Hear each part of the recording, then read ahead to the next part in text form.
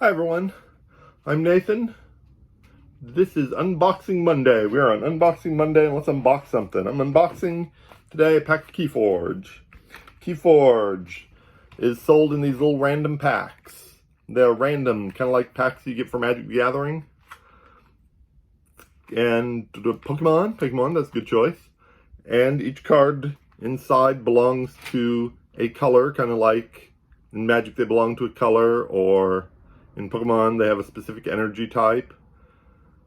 And in this case, it's houses. Each card belongs to a different house. There are 7 houses, and see, each deck has 3 of them. 12 cards each from 3 different houses. In this case, it's the blue diamond, and the purple Mars head guy, and this green creature with the scratches.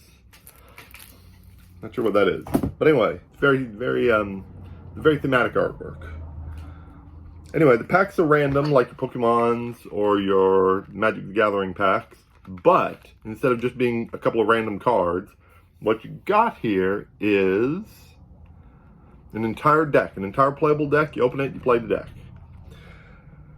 It's procedurally generated by a computer so that it's actually playable. Like I said, it's 12 each of the 3 houses, and you can't modify the deck. So each turn, you pick one of those 3 houses. At the start of each turn, I'm going to take the alien head, and then you can only play the cards or discard the cards from your hand, or play the cards from your hand, or tap to use. Don't say tap. That's Wizards of the Coast. You get sued. You have to say exhaust. Exhaust, which means turns it sideways to indicate that it's been used. Which is great. Whoever came up with that mechanic of turning it sideways to indicate it's been used is a genius. Whoever invented that one is a genius. So you can only use one of those 3 houses every turn, and your deck is 12, 12, and 12. 12 of each house. So that's an opportunity cost that you have to balance every turn to decide which one. So that's a good decision. There's good decision space in this game. Each creature card, there's creatures just like Pokemons or monsters in Magic. Each creature card has 2 uses. In Magic, for example, you can tap it to attack, or you can save it to defend against your opponent's attacks next turn. So you have to make that decision. That's another one of your opportunity costs.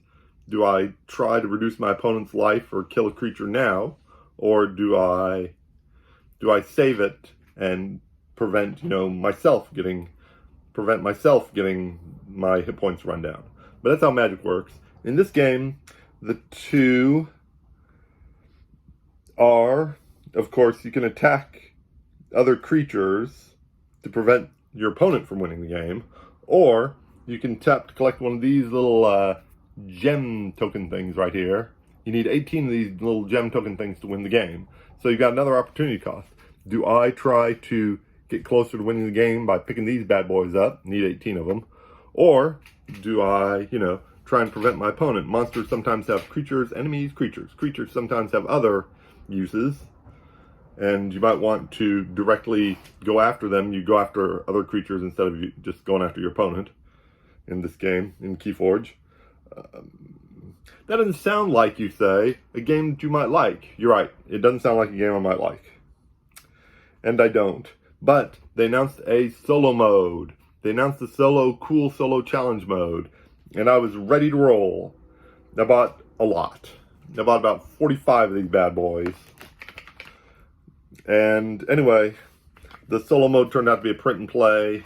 And I don't really have a printer. So they're coming to retail soon, though. I understand that before the end of the year, that solo mode will be in retail. Solo/cooperative mode will be in retail. So I'm pretty excited about that. It was in the cull pile, but I guess I'm interested now because as I was going through and cleaning up my cull pile, I noticed them, and my friend, Evan, mentioned them. And anyway, I've got this unopened pack. Statistically, there's something in the neighborhood of a 1 in 3 or 1 in 4 chance of it being something interesting. And the rest of it will be no, not at all, and I'll just throw it in the corner, and I'll never look at it again. And I can generally tell within 5 seconds. So here we go. 1 Mississippi, 2 Mississippi, 3 Mississippi. I have to put my glasses up because I can barely read here. 4 Mississippi, 5 Mississippi. My 5 Mississippis are done, and I would say this is probably not interesting.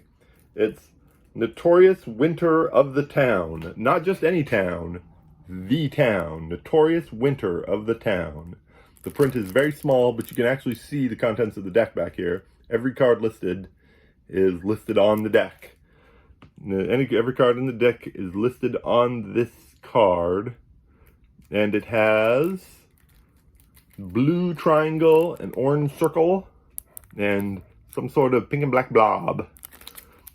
But it doesn't look all that awesome. The artwork, by the way, is also procedurally generated by a computer so that no two are alike. I don't know if I mentioned that part. No two are alike. Anyway, it doesn't look like it. I'll post in the comments below if it turns out this deck is awesome once I give it a harder look. But I wouldn't bet on it. I wouldn't bet on it. This is nothing.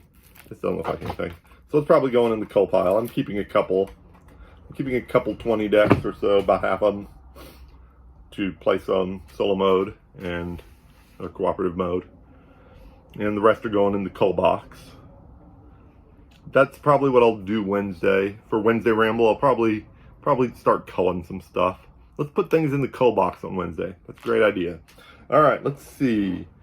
Tomorrow, of course, we will have Thankfulness Tuesday. Be sure to check that out. And then, of course, we'll do Ramble Wednesday. Hopefully, we'll start culling. That'll be awesome.